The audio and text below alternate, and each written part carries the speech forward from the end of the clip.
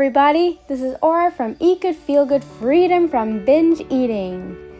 Our expert coaches are going to take you through a journey of client success stories, sample coaching sessions, and we are going to give you the best tips and tricks on how to stop binge eating and lead you on a path towards your best health, weight loss success, joy, and happiness. We are so delighted that you're here listening to our podcast right now in this moment. So without further ado, let's go!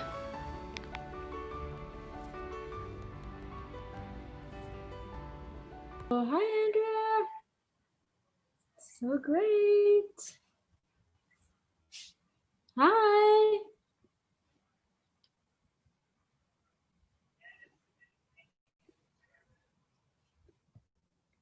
You guys hear me?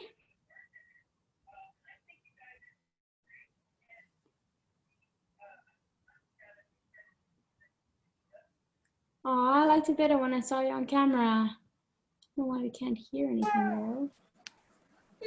That's better.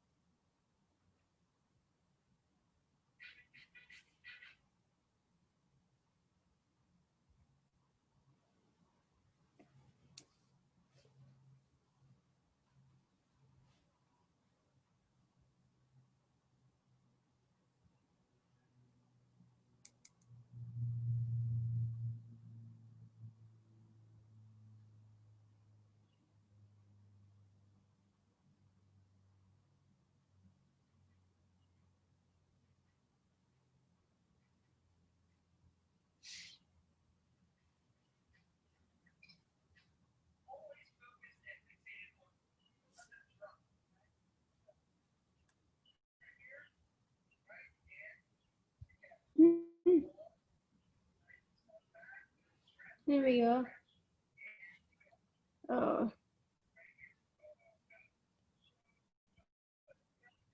Maybe participants.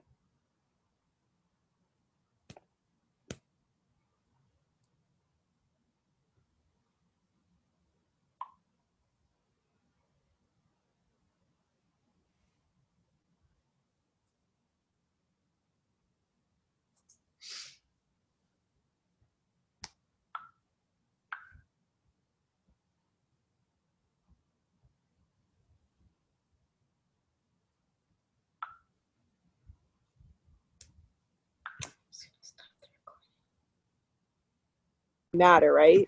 The whole Mm-hmm. is that it doesn't define us, and it doesn't mean I have to punish myself. So, but it sucks nevertheless. Makes life stressful, and I don't want Yeah. to. But anyway, Well, you know that he knows your buttons that he's pushing, and yeah, that he knows that if he can emotionally break you, that you'll cave and he'll get what he wants. So yeah, this is really your opportunity to stand in your power yeah, and show him that you're stronger than that. Because at the end of this divorce hearing, you're never going to see him again. yeah. So is this the way you want to be remembered, as the weak one? No, No, this is the time to really shore up and show your strength. yeah. That's my job tonight. I it's And such. that's you fighting for you. And if you can fight for yourself in that way, then you Hmm, can fight yourself in other ways. But it's the same thing with the food.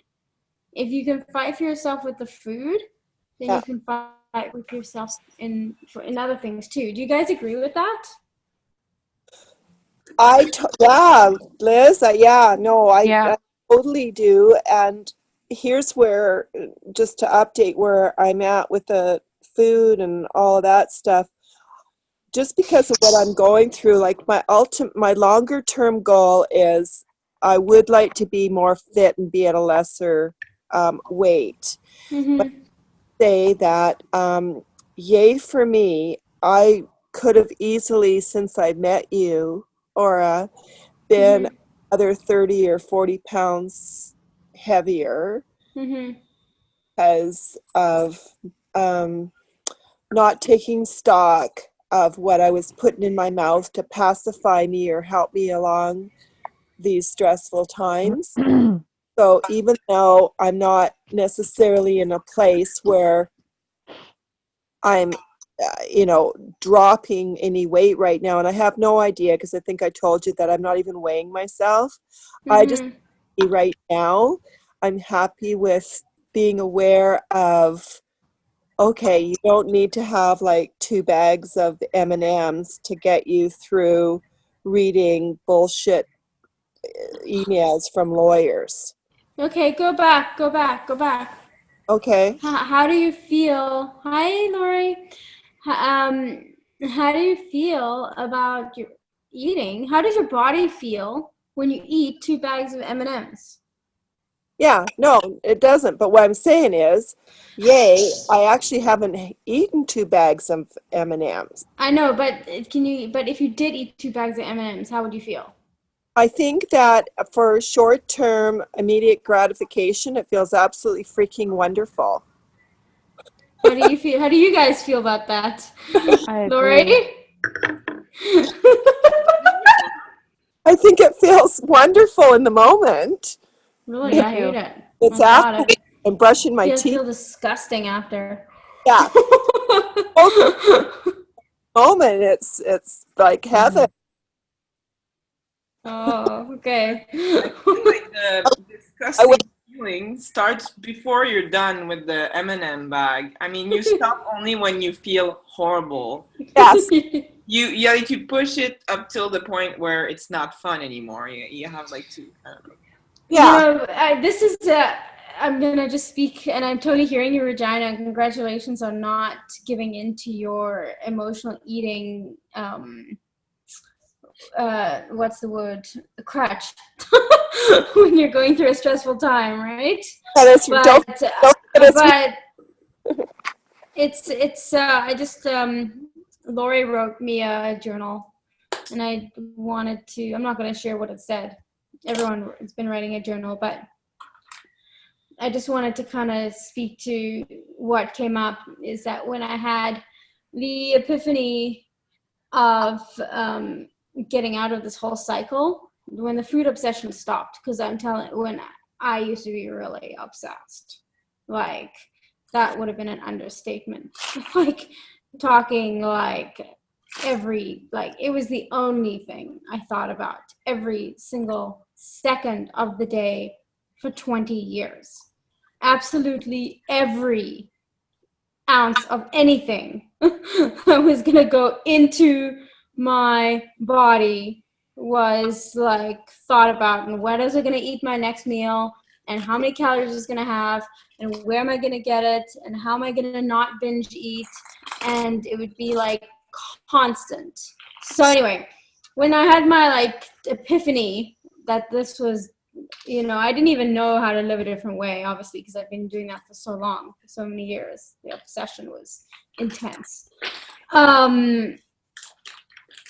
When I had that epiphany, the first thing that shifted it, there were like waves. And the first thing that shifted that type of behavior and the obsession was, for the first time, I said to myself, I like my body as I am. That was the first time in my whole life that I ever felt that I liked my body.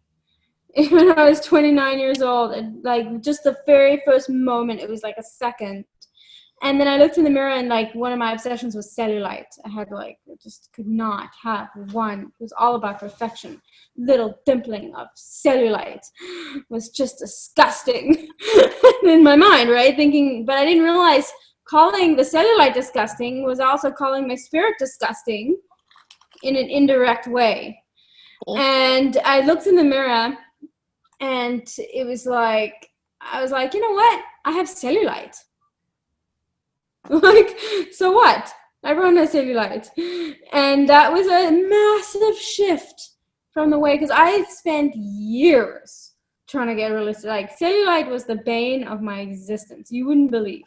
I actually, when I was 17, I stole a $70 cellulite cream from the store because I was too embarrassed to ask my dad for the money for the cellulite cream, and I got caught. I'm not joking.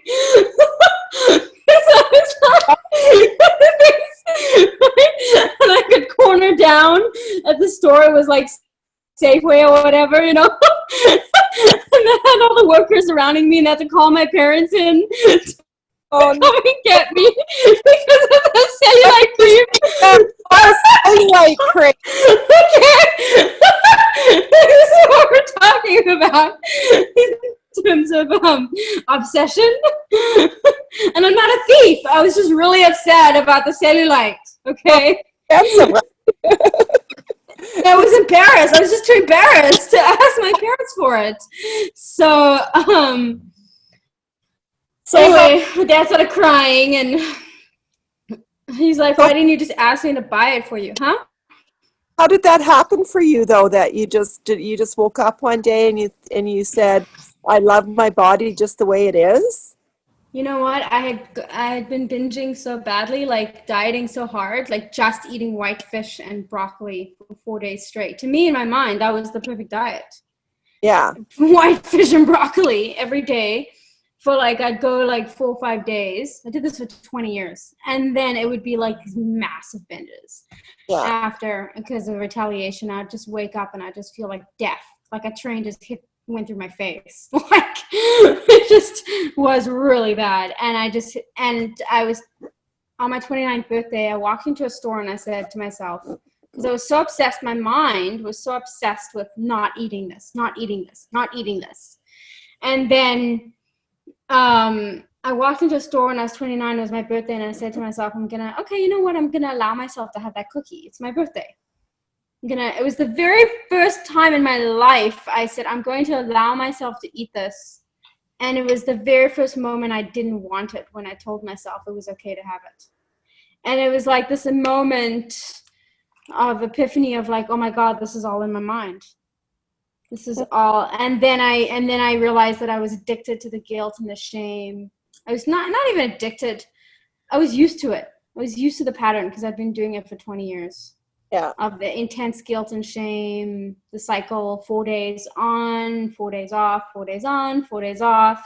It was just, and I started noticing the 4 days. I was so unconscious to it because it was such a way of life for me for so long that only when I started tracking my calories did I notice that every 4 days, all of a sudden, I would eat 7,000 calories in one day. So I'd go from eating like 600 calories for 4 days in a row. It's not that I wanted to eat 600. It was just like I had so many, like, I can't have this type of food and I can't have that type of food and I can't have this type of food. So because I had to get rid of the cellulite and I had to like detox so desperately,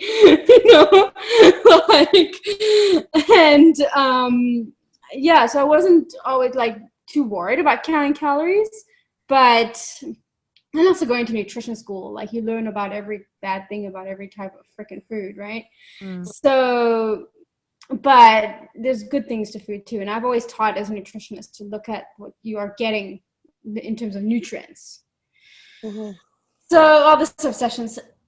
So then I noticed that when I started to love my body for the very, very first time, it was kind of a side effect. All of a sudden, I was stopped being obsessed with food.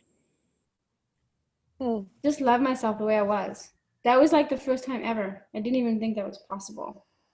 No. I didn't even think that was. And then, so stopping to diet is really important.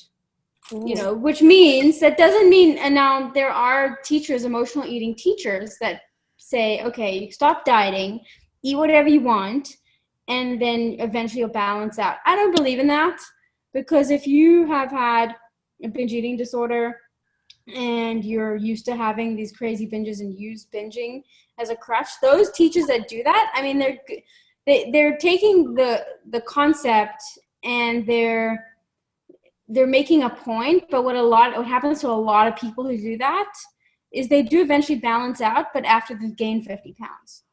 And who wants to go through gaining 50 pounds to have to lose it again? It's so much work. So it's about balance. And that's why I do believe in counting calories. Like, there's a lot of coaches out there that say, don't count calories, don't be obsessed. But when you've had binge eating for so many years, it's important to count calories to make sure that you don't go so crazy, but also to keep it in balance. Like, I don't try and do like 1,000 calories a day. Like, hey, keep it healthy. 15 to 2,500 is fine. I know if I'm going over 2,500, like really over 2,000, but if I'm going over 2,500, I know I'm eating too much. And I keep the range. I don't it's not about, and that was something that I had learned over the years, that it's not about this black and white. We can't have things be black and white. They can't be perfect. There's that gray area. Whereas before, everything was like absolute, had to be like the perfect diet, only the fish, only the broccoli, So yeah, so all that, I mean, that's years ago. That was 10 years ago that I did all that craziness, but just remembering it. But yes, so loving the body first. Doesn't that actually seem like a difficult thing to do, to love your body before you actually heal your relationship with food? What do you think about that? I lost 10 pounds after I did that, you know, because I stopped binging. Mm. There's a motivator, there's a carrot. And then I started thinking about, what do I need to be healthy today? Okay, I need to eat greens. I need to have some fruit. And then I started thinking about, and then for the first time, oh, if I eat that food, take a step back, if I eat that food, I know I'm not going to feel good because all that sugar is going to make me feel hyper, or, and to the point where I don't even crave, I first of all got in touch with the acknowledgement of how each of those foods was making me feel. Whereas before I didn't even have the consciousness or the awareness of that. It was just like eating it because it was there and because I told myself I couldn't, and it was just a big mind game of shame and blame and self-hate on the unconscious. I wasn't doing it deliberately to hurt myself. But, you know, so then it becomes about health. What do I need to eat today to perform and thrive so that I feel the best, so I have the best energy levels? Exactly. But if I do eat badly, I don't feel bad about it anymore. Unless I start to, and I'd still like, unless I start to really go overboard, then I'm like, oh, I gotta pull back, right? Just that's that self-love piece. So I really want you to think about, so I just brought up two concepts that I want you guys to think about. One is loving yourself and loving your body just the way it is before you think about a health and weight loss plan. So that you're not trying to lose weight from a place of, oh, I'm so ugly and disgusting, because that will lead to binging. And also that intuitive eating. Like, what does my body want? Well, if your body wants to eat a whole bunch of junk food, that's not intuitive eating. That's, you know, that, or is that intuitive eating? Is it? Your mind can trick you sometimes. Or if intuitively you want to hurt yourself. Or... Yeah, you're just so used to it, you don't even know you're doing it. It's so unconscious, right? You go into that, guys, recognize that? You go into that numb, like... Yes. Yeah. You get kind of numb. Don't care state. Don't care, don't give a shit. Don't give a shit. But you do care. Yeah. Because the next day, something conscious comes in. You do care. So you got to not tell yourself you don't care. You do care. Okay, so that intuitive eating is, what does my body need right now, but out of healthy foods? And if you need a little bit of chocolate, have a little bit of chocolate. Have a little bit of dark chocolate. You know, just don't have 3 chocolate bars.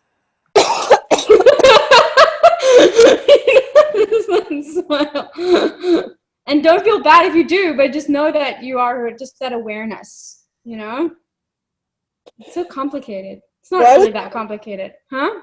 I was pretty proud of myself the other night. I went to the movies with a couple of girlfriends, and usually the movies is like, you know, carte blanche for getting whatever. Doesn't even matter that it's like a zillion dollars. Yeah, I worked on that one. It's always like, go to the movies, eat a bunch of popcorn, tons of butter on it, and you feel gross. No, I don't even go there. Just get water. Huh? Cost you more than the movies and blah blah blah. I brought an orange in my purse and a bottle of water, and I enjoyed the movie without feeling deprived, because the other gals that I was with don't typically get all that stuff. It's never appeared to be important to them, because it's usually me, and it's usually fumbling around in my purse, trying not to make any noise as I'm digging in my purse for the last M&Ms at the movie theater. It feels, you know, that was one of the best feelings when I stopped getting junk food at the movies. I'm like, oh my God, I'm People watching this movie and I are. just feel sick from eating all this gross food. I That was know. a really empowering feeling, you know? So Did you? I so enjoyed the movie, the story of the movie. It was we went to see Hidden Treasures about the black women that were instrumental in the mathematical uh, Mm. calculations for NASA. It was based on a true story. Anyway, it was an awesome movie. And so the next stage would be that, okay, I felt deprived because those other skinny bitches didn't buy anything at the movie. So and now I feel deprived because I didn't. So I guess I'll stop at the 7-Eleven and fill her up. But I didn't do any of that, and it didn't. The evening kind of came and went, and I thought, hey, that was okay. I probably saved myself $15 by not buying stuff, and I really enjoyed the movie without it. So I guess it just had become a habit that Yeah, that oh, feeling of being proud, a feeling of yeah, being proud of go to yourself. the movie and Mm. was the habit of buying all that stuff and honestly I can remember being at the theater and buying all that stuff and just feeling like disgusting halfway through because I of course didn't make it stretch through the whole movie. I wolfed it down in the first 20 minutes. No. Mm-hmm. But it's Oh, funny actually. disgusting. Yeah. As growing up, like my parents would never buy anything at the movies, and I have this like reflex to not buy anything just because I'm used to. Like it's not even Mm-hmm. a possibility in my mind. It's just like, you don't buy popcorn at the movies. But Yeah. actually, I was with a friend. I don't go to the movies often, but I was with a friend the other day, and it actually felt really good to buy some. I was just like, oh, I'm allowed to do that. Okay, I agree. Yes, Afterwards, I didn't feel great at all. Like it was because that way too much butter.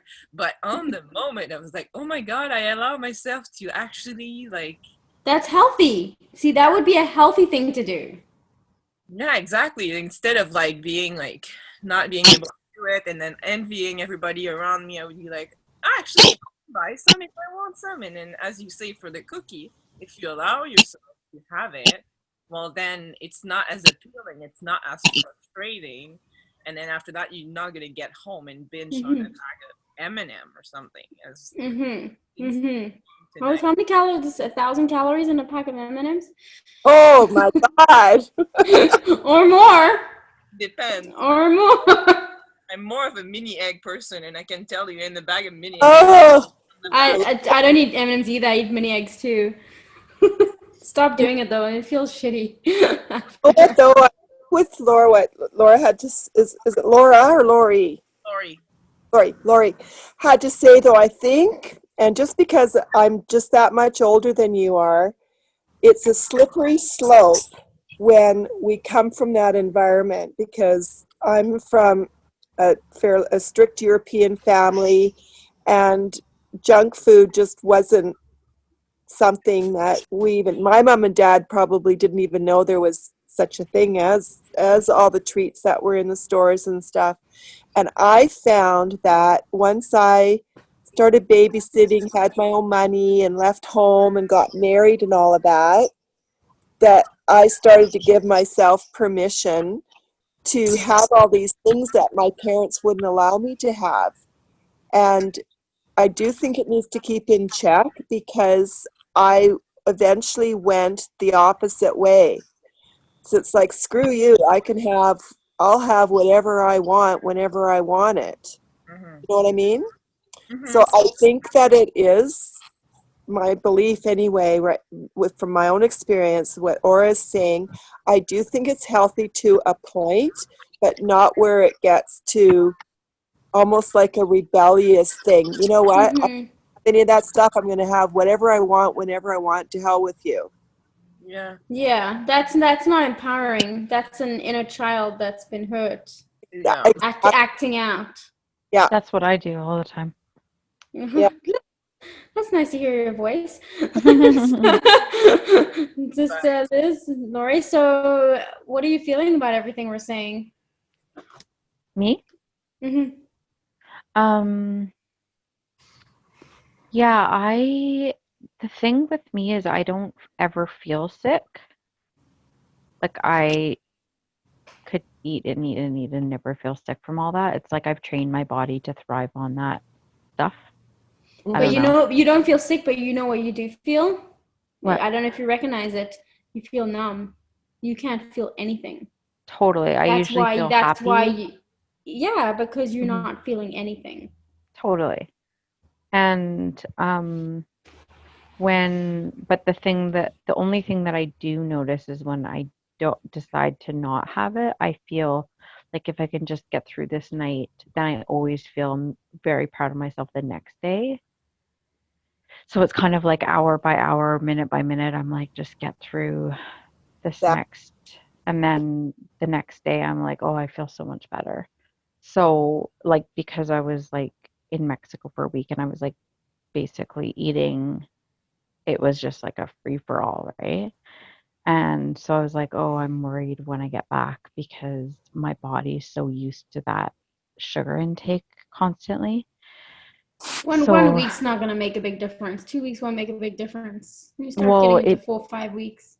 I just mean like my body goes into like withdrawal and like Oh I yeah. just really desperately want it. And so it's been challenging the past 2 days. Um, um, yeah, so it's kind of like I just have to get through the day mhm. without, but I notice like probably every snack time and after dinner, I'm like having a majorly strong craving for sugar. Mm-hmm. So, yeah, it's always challenging getting through that. But yeah, like I still find it's like a reward.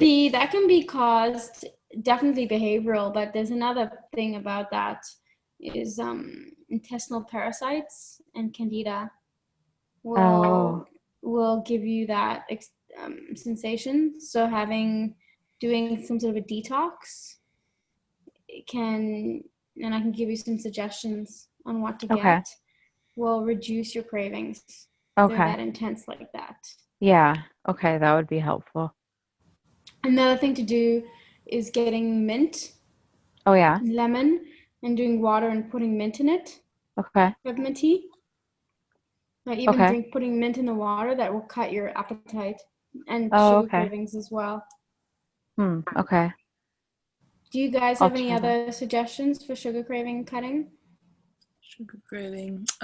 Exercise is what works for me, but Yeah. yeah, when I can't exercise and I'm tired. The other night I was working the whole night. When Hmm. I slipped, as I told you, Aura, Mm-hmm. I just like when you're tired, you just Yeah. resist. So, like, I feel like it's really important for me to get my 8 or 9 hours of sleep. If not, Hmm. it's just like the sugar craves are just like awful. Like, I feel like being tired is one of my biggest triggers. Like, Yeah. emotional, like upset or whatever, like what is like physiological, as you say, it seems to be more of a your body is craving it more than your Hmm. mind at this point. I feel like resting is very important. Totally. Yeah, I agree. Thank you. That's a really good point. So, and we talked about stabilizing your brain chemistry at night, your serotonin goes down. So that's where Yeah. you just want to have a little bit of fruit. Okay. Natural fruit is fine. No protein bars. I know having a very hard time with those, Yeah. I but just like, oh, sorry, Liz, different. oh no, I just like that idea of the cottage cheese. It's like I get to the point where I just don't trust myself, that I'll be able to stop. Like I feel like how will I ever stop? You know, when you feel like you're going into that frenzy, you just Mm. step back and just start to breathe very slowly. Okay. And sometimes it's like fake it till you make it. You just act even though you don't feel doesn't feel right because it feels right to binge. It feels Mm-hmm. right to binge because that's what you Totally. do. So until you don't. Mm-hmm. So it's not going to change overnight, but when you stop doing it 1 day, 2 days, 3 days, 4 days, 100 days, Mm. then you build your self-trust that way. You Okay. can only build that by acting, by doing. Okay. There's nothing anyone can say to you. There's no True. saying, there's no, but it does start from the mind until you have to believe that change is possible. So here, Right. when something else that happened that shifted for me, I got a contract to set up a wellness program in the Caribbean in the middle of the jungle. And so there were no food stores for a 2-hour drive away. And I had to eat what was given to me at the resort. It's a 5-star resort, so the food was amazing. And I could pick my own menu, so that was great.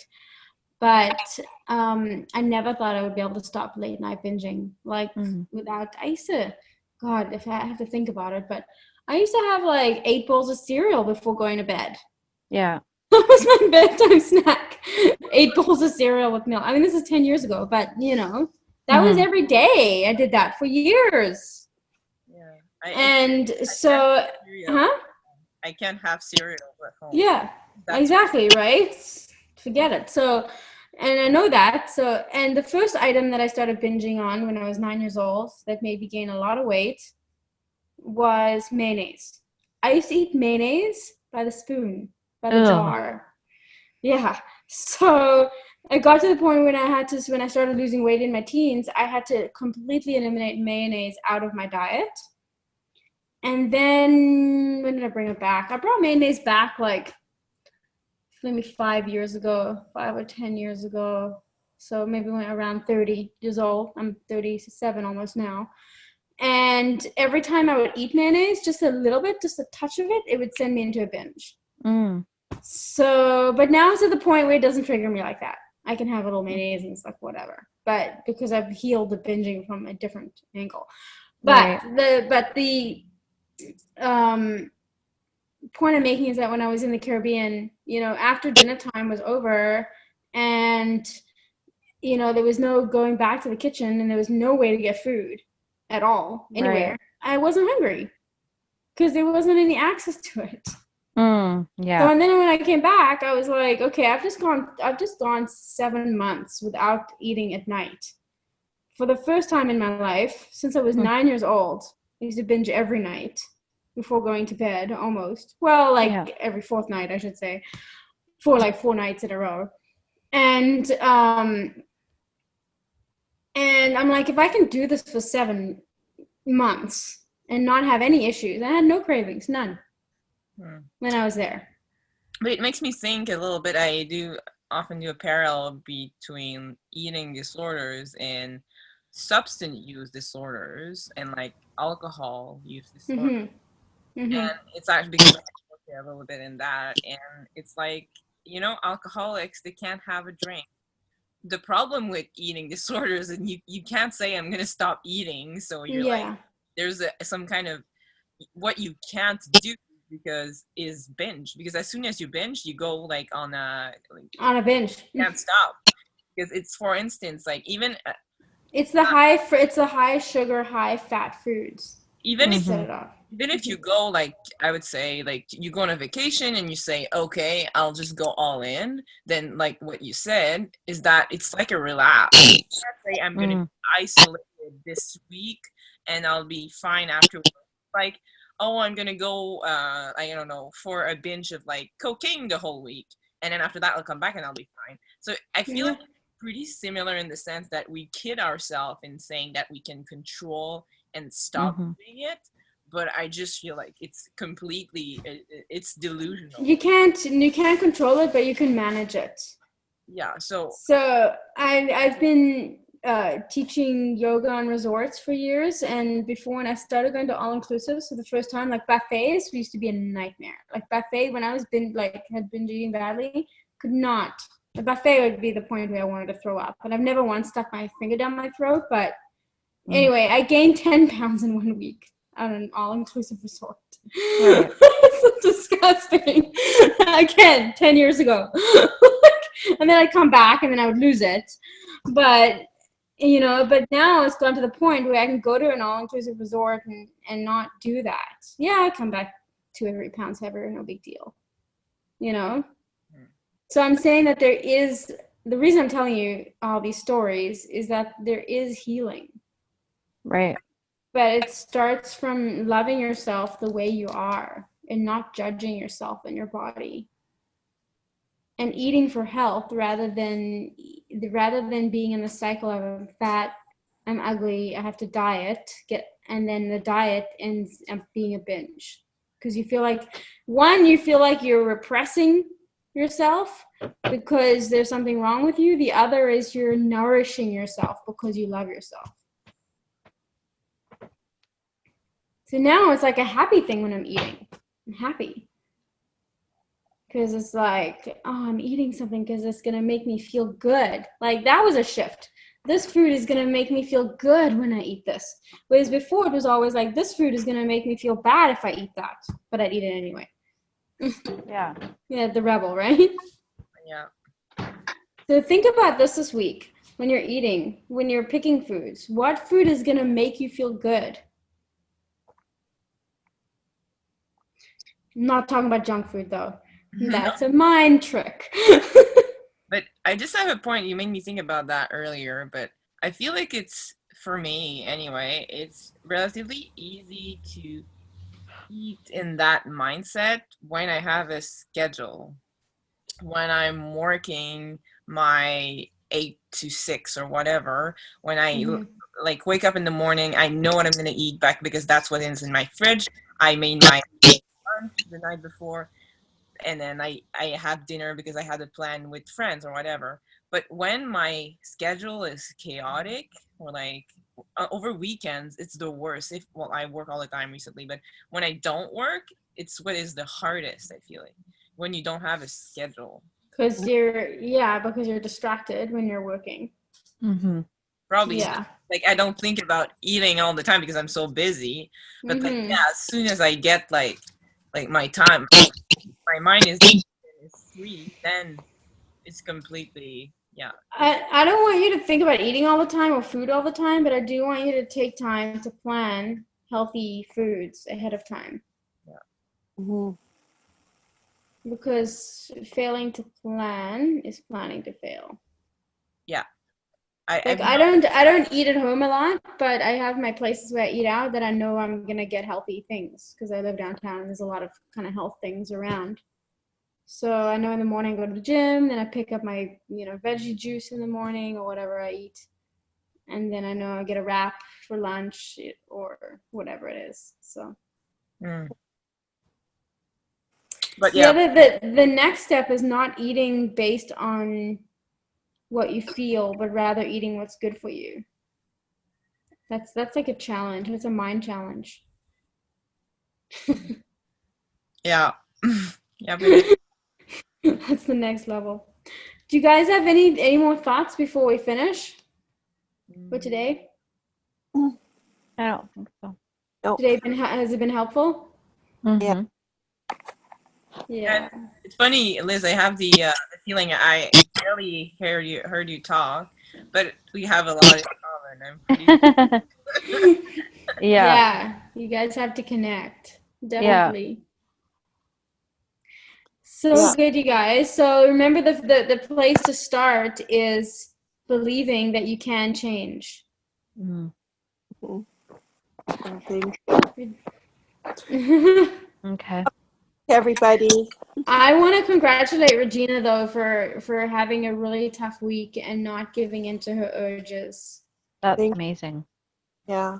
It's not easy, but Mm. you posted.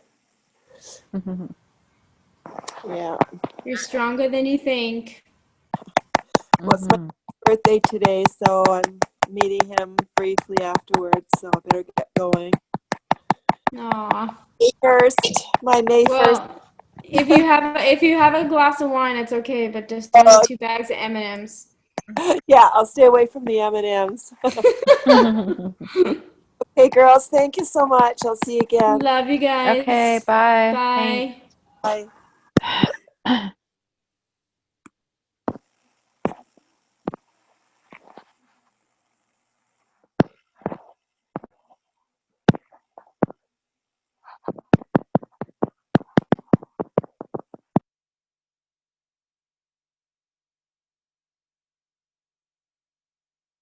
your heart is a little bit more open, and that you're ready to embark on your journey of healing from freedom from binge eating. If you'd like support, help, and coaching from one of our expert coaches, please go to eatgoodfeelgood.ca and sign up for one of our amazing coaching programs to help you personally on your journey, grow, transform, and become the best version of you. Live your happiest life. Love you guys. Bye.